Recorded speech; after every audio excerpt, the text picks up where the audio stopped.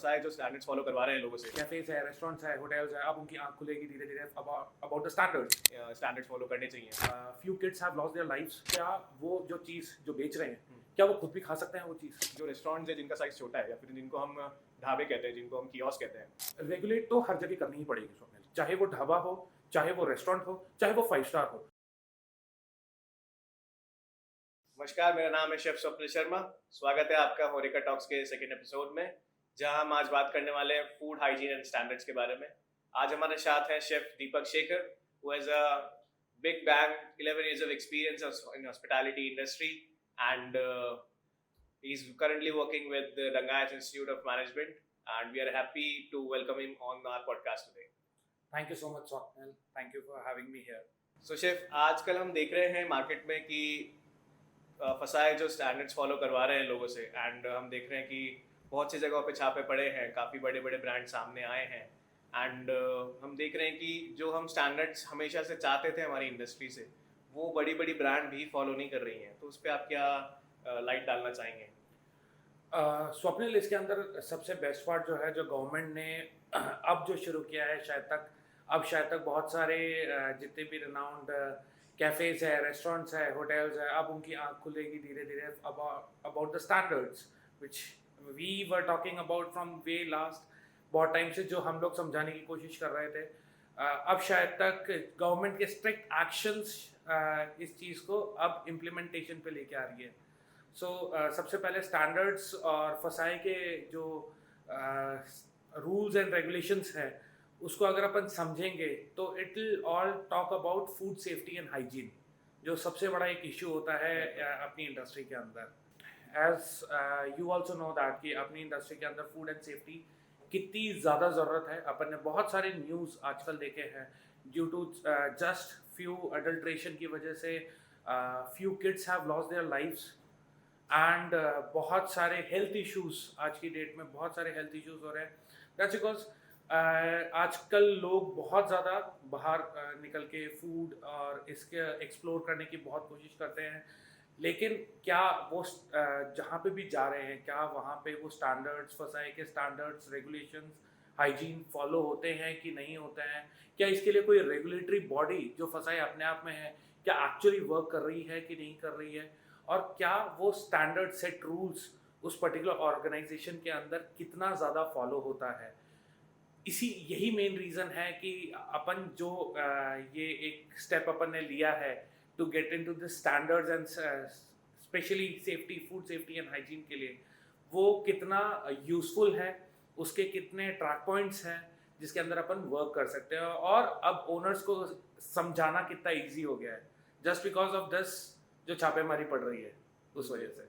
So chef, I have a good experience in hospitality industry, and from last 8 years I've been working for standardization, hygiene, and हम awareness फैला रहे हैं कि standards follow करने चाहिए, but हमें बहुत challenges आते थे since जैसे आप अभी याद करें कि owners को समझाना बड़ा easy हो गया है। वो ये सही भी है कि एक पीछे से जब धक्का पड़ता है तभी जाके समझ में आती है कि यार ये प्रॉब्लम एक्चुअल में इतनी बड़ी है। तो अब लग रहा है हमें कि हमारा अवेयरनेस प्रोग्राम थोड़ा और अच्छे से आगे बढ़ पाएगा। तो हमें ऐसा हमेशा से ये प्रॉब्लम क्यों है कि अगर हम बात करें फूड स्टैंडर्ड्स के बारे में, तो उसमें प्रायोरिटी तो हाइजीन है ही है। तो हमें इतना चैलेंज क्यों है कि हम हमारी बेसिक कॉस्टिंग नहीं समझ पा रहे हैं, या फिर हम हमारे स्टैंडर्ड्स को फॉलो ही नहीं करना चाह रहे हैं? रेस्टोरेंट ऐसा क्यों कर रहे हैं? स्वप्निल, इसके अंदर मैं सबसे बड़ा मेन रीज़न बोलूँगा, दैट इज़ द क्वालिटी जो मेंटेन नहीं कर पाती है रेस्टोरेंट्स।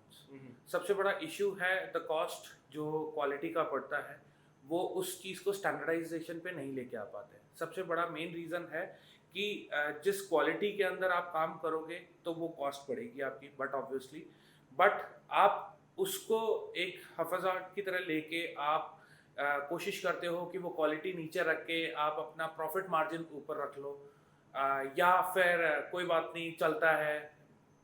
अपनी जो इंडस्ट्री के अंदर सबसे ज़्यादा कोई बात नहीं, कौन देख रहा है, बैकयार्ड के अंदर बैक पिक्चर में कौन देख रहा है, सब चलता है, नीचे गिर गया तो भी उठा के रख लो, या जो उसकी स्टोरिंग है उसको किस तरीके से स्टोर किया गया है, किस क्वालिटी का सामान आ रहा है, क्या उसकी फीफो लीफो किया जा रहा है कि नहीं किया जा रहा है, क्या वो उसकी एक्सपायरी डेट्स पे अपन काम कर रहे हैं कि नहीं कर रहे हैं, क्या उसको स्टैंडर्ड को मेंटेन कर रहे हैं कि नहीं कर रहे हैं।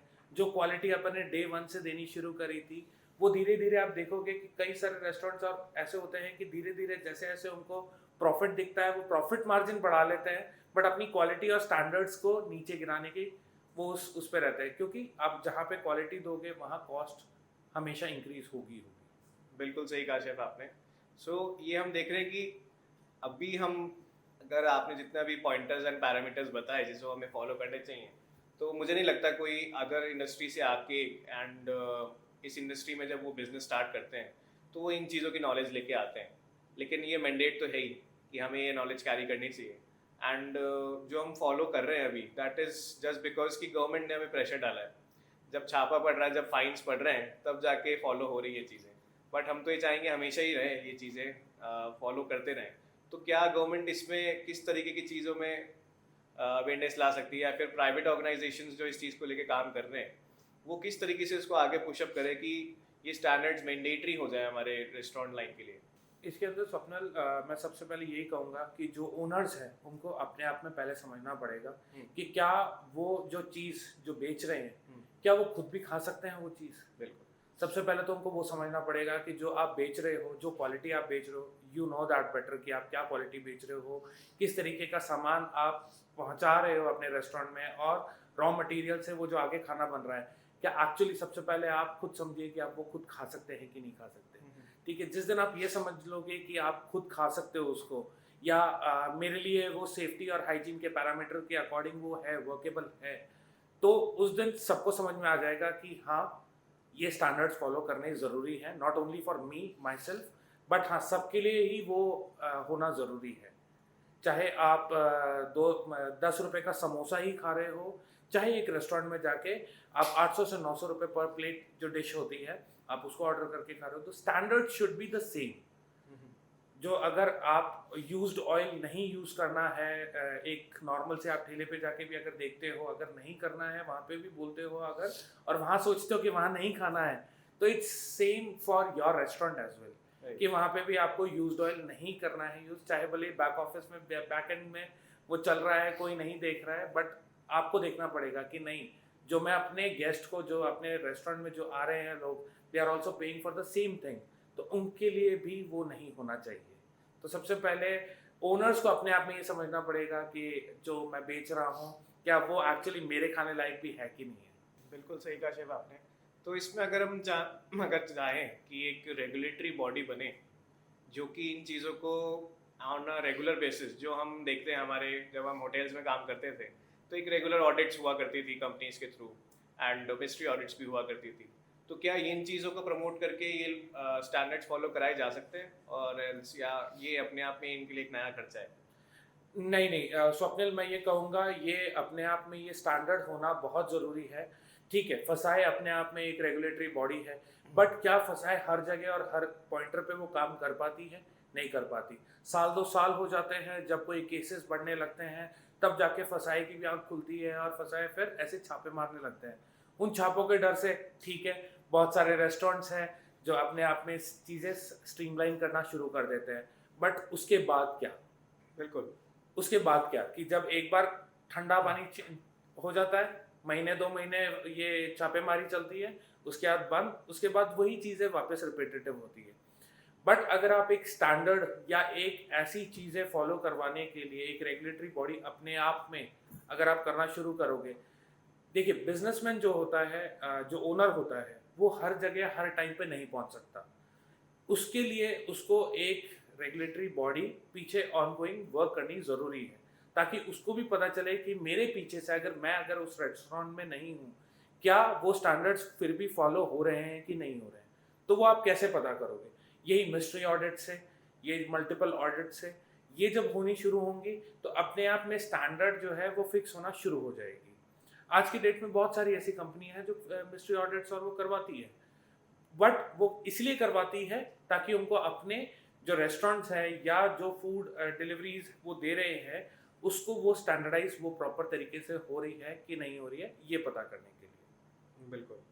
तो ये अगर हम समझें तो ये ऑडिट करवाना एक नई अवेयरनेस की चीज़ है जो हमें आगे पुश करनी पड़ेगी। बट अगर हम बात करें जो रेस्टोरेंट्स है जिनका साइज़ छोटा है या फिर जिनको हम ढाबे कहते हैं, जिनको हम कियोस्क कहते हैं, तो इनके यहाँ पे ये चीज़ें कैसे रेगुलेट की जाए? रेगुलेट तो हर जगह करनी ही पड़ेगी स्वप्निल, चाहे वो ढाबा हो, चाहे वो रेस्टोरेंट हो, चाहे वो 5 स्टार हो। फूड स्टैंडर्ड और सेफ्टी हर जगह सेम है, क्योंकि उसको ह्यूमन बीइंग ही कंज्यूम कर रहा है जो बिल्कुल। फूड, चाहे वो ढाबे में बन रहा हो, चाहे वो कैफे में बन रहा हो, चाहे वो 5 स्टार किसी होटल के किचन में बन रहा हो। हर जगह पे food and safety standards follow होने बहुत ज़रूरी हैं।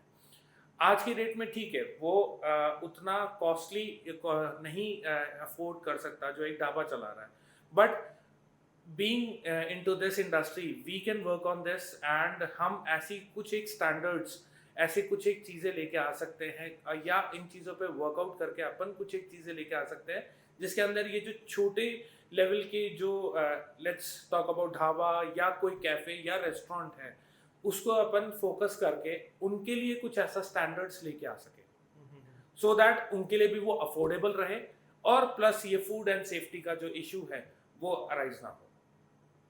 बिल्कुल सही कहा शेफ आपने। तो मेरी तो हमेशा से यही सोच रही है कि पहले नींव मजबूत की जाए, उसके बाद में स्टैंडर्ड्स पे हम फॉलो करवाएं।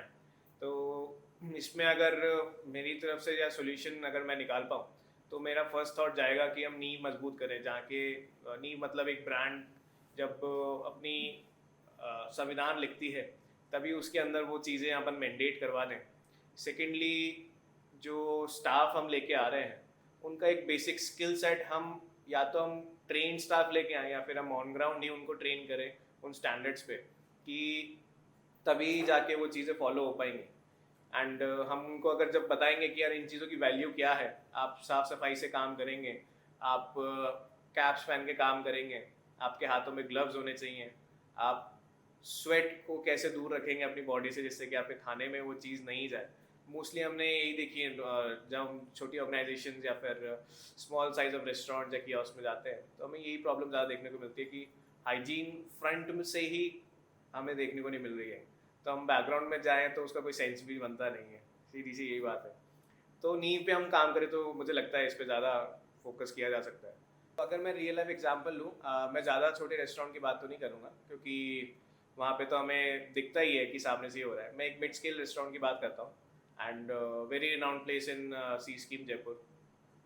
वहाँ पे नॉर्मली हम देख रहे हैं कि जो ओनर्स हैं या फिर जो मैनेजर्स हैं वो चला करके सस्ता फूड आइटम प्रोक्योर कर रहे हैं जिससे कि उनकी कॉस्टिंग बहुत कम आए।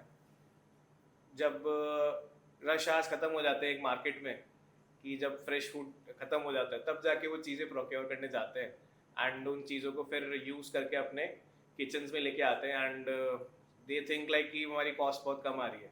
लेकिन जब हमने वो चेक करना चालू किया एंड हमको पता लग रहा है कि ये हम फूड प्रोडक्ट कल ही बना रहे हैं, आज ही कैसे ये ख़राब हो जा रहा है या फिर आज ही इसमें एक पंजेंट स्मेल क्यों आ रही है, तब हमें पता लगता है ये प्रोक्योरमेंट ही बहुत सस्ता किया गया है।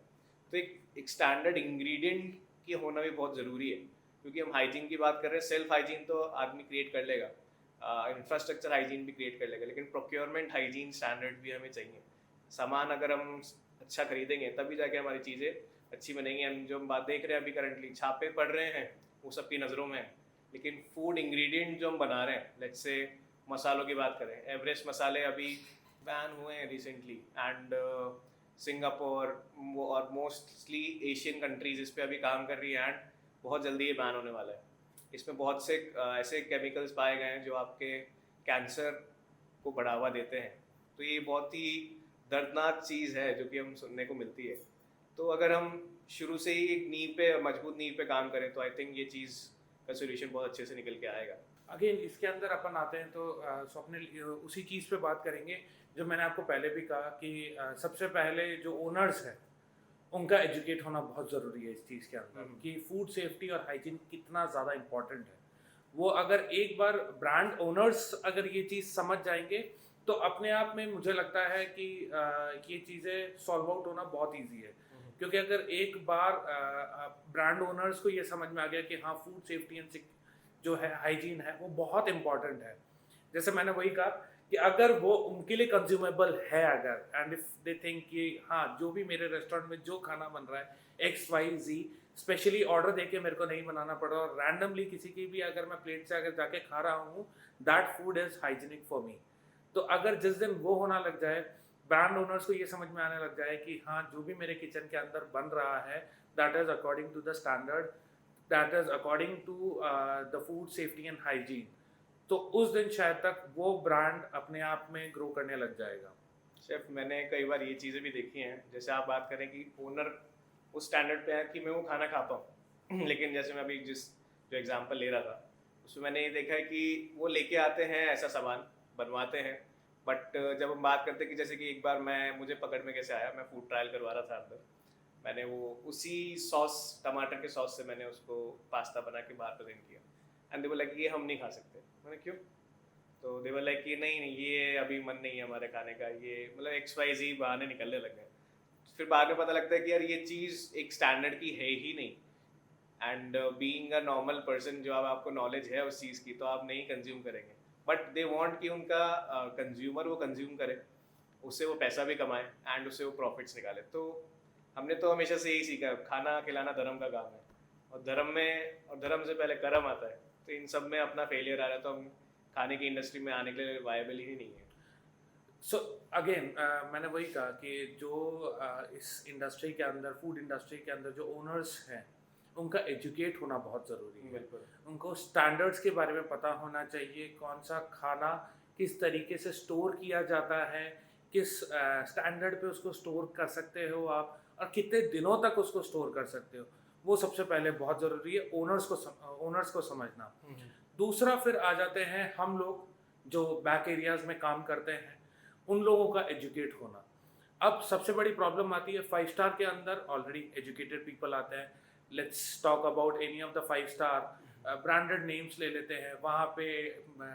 जैसे अपना होटल मैनेजमेंट ग्रेजुएट्स होते हैं, उनको 6 महीने की ट्रेनिंग पे डाल दिया जाता है। ट्रेनिंग के बाद they have to undergo as a JT और अ OT, वो अपने जॉब पे चले जाते हैं। वो ऑलरेडी 3 साल अपना पढ़ते हैं और उसके बाद वो स्टैंडर्ड पे काम करते हैं। बट आप यही अगर आप मिड लेवल पे या छोटे लेवल के रेस्टोरेंट्स और कैफेज में जाते हो, दे कांट अफोर्ड देम। बिल्कुल। और जहाँ तक मेरे को लगता है कि जो भी अगर जो 4.5-5 लाख रुपए लगा के जो बच्चा होटल मैनेजमेंट डिग्री कर रहा है, वो शायद तक किसी भी ऐसे रेस्टोरेंट और कैफे में काम करने नहीं जाएगा सबसे पहले। बिल्कुल। तो वहाँ पे जो स्टाफ है, मैं ये नहीं कह रहा कि वहाँ पे वो जो ऑलरेडी स्टाफ है उसको आप सिर्फ होटल मैनेजमेंट ग्रेजुएट ही ले, ऐसा कोई ज़रूरी नहीं होता। आप वहाँ पे वो स्टैंडर्डाइजेशन फॉलो करवा सकते हैं। जो वहाँ ऑलरेडी काम कर रहे हैं उनको वो एजुकेट कर सकते हो, आप उनको आप ट्रेन कर सकते हो। जो ऑलरेडी वर्क स्टैंडर्ड्स है, आप उनको वो चीज़ समझा सकते हो। तो अगर वो चीज़ होने लग जाए, अगेन उस पर वही आता है वापस से ओनर, कि अगर ये ओनर पहले समझे तो वो अपने आप ये चीज़ें अपने स्टाफ को वो रेगुलेट करने के लिए वो करेगा ही करेगा। सिर्फ जैसे कि दूसरी ऑर्गेनाइजेशन, दूसरी इंडस्ट्री की हम बात करें, तो वहाँ पे स्मॉल स्केल बिजनेस में भी एजुकेटेड पीपल रहते हैं। उसका मतलब यही तो हो सकता है कि हम वहाँ पे एक बेसिक स्टैंडर्ड जो रिक्वायरमेंट है वो वहाँ फॉलो हो रही है। हम इधर देखें, एक ढाबे का टर्नओवर एक रेस्टोरेंट से ज़्यादा होता है। बिल्कुल बिल्कुल। लेकिन एक ढाबे के ऊपर एक एजुकेटेड पर्सन काम इसलिए नहीं कर सकता क्योंकि वहाँ पे वो एक स्टैंडर्ड जो हम चाह रहे हैं, जो एक होटल मैनेजमेंट ग्रेजुएट पढ़ के आता है, जो सीखता है, वो वहाँ पे उसको दूर दूर तक देखने को नहीं मिलता है, तो वो कभी भी वहाँ जाके काम नहीं कर देगा। लेकिन हाँ, सैलरी की बात करें तो ढाबे वाला उसको अच्छी सैलरी दे सकता है। बिल्कुल दे सकता है। यही सबसे बड़ी प्रॉब्लम है अपनी इंडस्ट्री की, शायद तक यही रीज़न रहता है कि अपनी इंडस्ट्री में अट्रैक्शन बहुत ज़्यादा है। बिल्कुल सर। सो उसका यही मेन रीज़न है कि एक तो सेट स्टैंडर्ड्स नहीं है, चाहे आप जूनियर लेवल से लेके आप high level high class restaurant की भी अगर आप बात करोगे तो वो स्टैंडर्ड्स नहीं है। वर्किंग आवर्स स्टैंडर्ड्स नहीं है, जो इंडिया के अंदर आज की डेट में मेरे को लगता है होटल इंडस्ट्री के अंदर सबसे पहले फॉलो होना चाहिए। शायद तक हमें हमारे इंडस्ट्री, जब हमारे एजुकेशन टाइम से शायद तक एक चीज़ हमें जो बोली जाती थी, आज मेरे को लगता है कि वो गलत सिखाई जाती थी कि इंडस्ट्री के अंदर आने का समय है, जाने का कोई समय नहीं होता है। हाँ, वो सही बात है कि जाने का समय नहीं होता, क्योंकि guest are always welcomed in our industry, but एक स्टैंडर्ड होता है, वर्किंग आवर स्टैंडर्ड्स होते हैं कि एक आदमी से आप इतने घंटे ही काम करवा सकते हो, बिल्कुल आप उसकी एक्चुअल प्रोडक्टिविटी तो उतने आवर्स में ही निकाल सकते हो। सही बात है। आप उस इंसान को आप पुश करते हो more than 12 hour, 13 hour, 14 hour, वो करता है, लेकिन एक टाइम बाद वो अट्रेशन का रीज़न बन जाता है किसी भी रेस्टोरेंट या कैफे इंडस्ट्री के अंदर। बिल्कुल सो ये अगेन वही स्टैंडर्ड के अंदर आ जाता है। फूड सेफ्टी पे भी वो इशू आने लगता है, क्योंकि एक बंदा जब 9 घंटे काम करने के बाद, एक इंसान की प्रोडक्टिव वैल्यू मैं समझता हूँ 9 आवर्स होती है, वो उसके अंदर प्रोडक्टिव वैल्यू निकाल सकता है आपकी 9 आवर्स के बाद। 9 आवर्स के बाद आप पुश कर रहे हो, उससे काम करवा रहे हो, तो वो आपका प्रोडक्टिव नहीं दे रहा है, बट हाँ वो वहाँ पे अब आपकी चीज़ों को हैम्पर ही करेगा।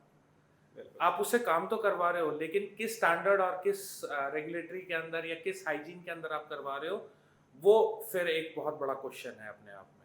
सही बात है। तो ये चीज़ें आई थिंक मुझे अगर जो समझ में आ रहा है दैट इज़ कि अगर हम एक बेसिक स्टैंडर्ड्स को, एक बेसिक ही स्टैंडर्ड को अगर हम फॉलो करें, तो attrition rate, food standards, quality of man power, ये सारी प्रॉब्लम्स का एक ही सोल्यूशन है कि हम अपनी नींव को मजबूत कर लें, हमारे संविधान को हम ऐसा लिखें कि एक जो गवर्नमेंट ने स्टैंडर्ड्स जो बनाए हैं, जो हम इंडस्ट्रियल स्टैंडर्ड्स हम सीखते हैं, उसी को फॉलो करें। इसमें कोई खर्चा नहीं है इतना, लेकिन आपको समझना पड़ेगा इसकी वैल्यू क्या है। अगर आप वो बेसिक को चीज़ों को फॉलो करने लगेंगे, तो जैसे आजकल कह रहे हैं कि रेस्टोरेंट लाइन में कमाने का स्कोप नहीं है, कैफ़े लाइन में कमाने का स्कोप नहीं है, वो सारे स्कोप आपके लिए खुल जाएंगे एंड एक you can come out with flying colours in this industry. And जो हम हमेशा से सपना देखते आ रहे हैं, वो शायद पूरा हो सकेगा इसी मेथड से।